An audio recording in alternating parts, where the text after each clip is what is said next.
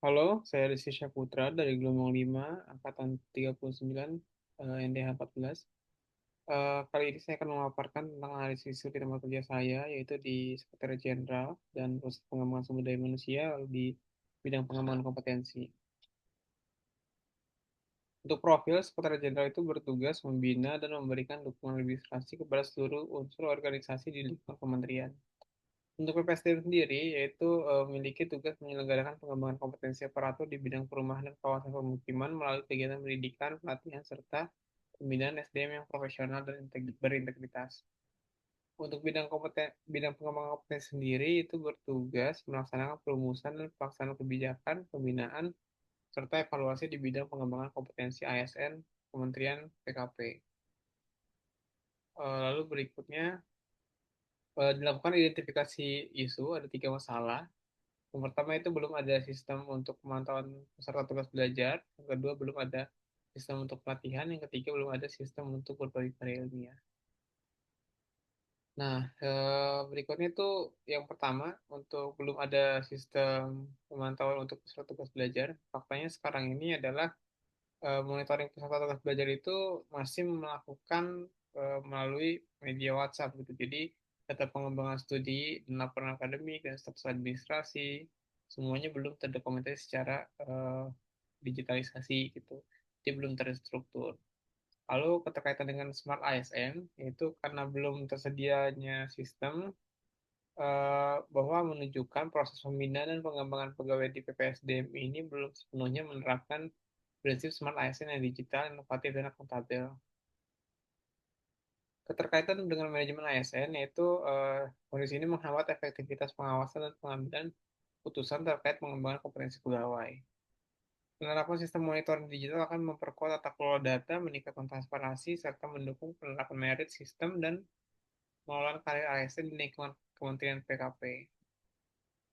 Untuk masalah yang kedua itu belum ada sistem untuk pelatihan. Data faktanya itu pelaksanaan masih pelaksanaan pelatihan masih sebagian besar itu bekerja sama dengan pihak ketiga gitu. Nah, keterkaitan dengan Smart ASN ini, situasi ini belum mencerminkan prinsip Smart ASN yang menekankan efisiensi dan transformasi digital dalam proses kerja. Keterkaitan dengan manajemen ASN ini, ketiadaan sistem pelatihan terpadu ketiadaan sistem pelatihan terpadu ini menghambat pemetaan kompetensi, perencanaan pengembangan karir, serta pengawasan efektivitas pelatihan ASN secara berkelanjutan dan berbasis data. Untuk isu yang ketiga itu belum adanya sistem untuk berbagi karya ilmiah. Pegawai yang telah menyelesaikan tugas belajar atau pelatihan itu biasanya menghasilkan karya ilmiah, penelitian atau inovasi kerja. Tapi belum ada tempat wadah untuk berbagi kepada pegawai lain. Nah, untuk keterkaitan dengan Smart ASN-nya, kondisi ini belum mendukung nilai Smart ASN yang kolaboratif dan inovatif karena pengetahuan tidak terdigitalisasi dan tidak terbuka untuk pembelajaran bersama.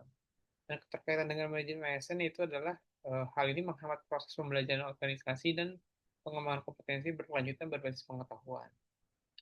Dilakukan penapisan isu dengan metode USG terdapat adalah prioritas pertama yaitu belum ada sistem untuk pemantauan tugas belajar dengan total skor 15.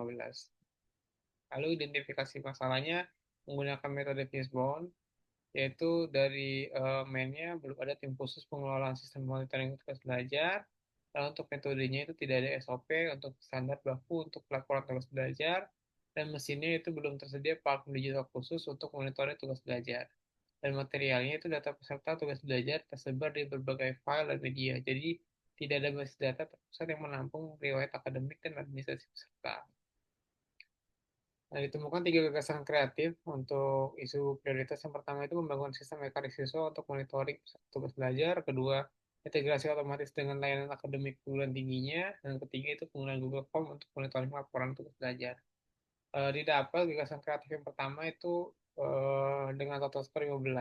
Dengan poin nomor 1, efektivitas 5, kemudahan 5, dan efisiensi 5, yaitu membangun sistem mekanik siswa. Gagasan alternatif yang terpilih itu adalah sistem ekar siswa. Di sini kita membuat form pelaporan tugas belajar setiap peserta, lalu membuat verifikasi untuk setiap pengajuan dan pelaporan. Dan ketiga, membuat dashboard statistik pada seluruh peserta tugas belajar. Rancangan kegiatannya ada 4. Yang pertama itu analisis kebutuhan dan perancangan sistem. Yang kedua, pengembangan modul form, pelaporan dan pengajuan. Yang ketiga, implementasi modul verifikasi dan dashboard statistik. Yang keempat itu uji coba, sosialisasi, dan evaluasi sistem. Nah, untuk analisis kebutuhan dan perancangan sistem, di sini ada tahapannya. Yang pertama itu adalah melakukan wawancara dan observasi kepada pengelola petugas belajar dan peserta. Yang kedua itu menyusun kebutuhan fungsional dan non-fungsional sistem. Yang ketiga, membuat diagram alur proses. Dan yang keempat adalah mendesain antarmuka pengguna. UI atau UX, sistem e-karya visual. Lalu rencana kegiatannya yang kedua adalah pengembangan modul form pelaporan dan pengajuan. Tahapan kegiatannya adalah yang pertama membuat modul form pelaporan, berisikan laporan bulanan semester akademik dan akademik. Yang kedua membuat modul pengajuan pendidikan dan pengajuan semester. Yang ketiga menambahkan fitur profil peserta yang menampilkan data personal dan siklus pendidikan. Yang keempat itu menguji setiap form untuk memastikan data tersimpan dan dapat diverifikasi. Oke, untuk rencana yang ketiga itu adalah implementasi modul verifikasi dan dashboard statistik. Yang pertama itu membangun modul verifikasi untuk menyetujui atau menolak pengajuan peserta. Yang kedua, membuat aktivitas verifikasi, tanggal, nama verifikator, dan status. Yang berikutnya mengembangkan dashboard statistik berisi data agregat serta tugas belajar. Yang keempat, melakukan uji coba fungsi statistik dan visualisasi data. Nah, tahapan terakhir adalah uji coba, sosialisasi, dan evaluasi sistem. Kegiatan yang pertama adalah melakukan uji coba sistem atau dari user itu dengan peserta dan pengelola tugas belajar. Lalu kedua itu mengadakan sosialisasi dan pelatihan penggunaan e-karya siswa. Yang ketiga itu mengumpulkan umpan balik pengguna untuk evaluasi dan perbaikan. Dan yang keempat terakhir adalah menyusun laporan akhir implementasi sistem. Nah, berikut paparan yang bisa saya sampaikan. Terima kasih.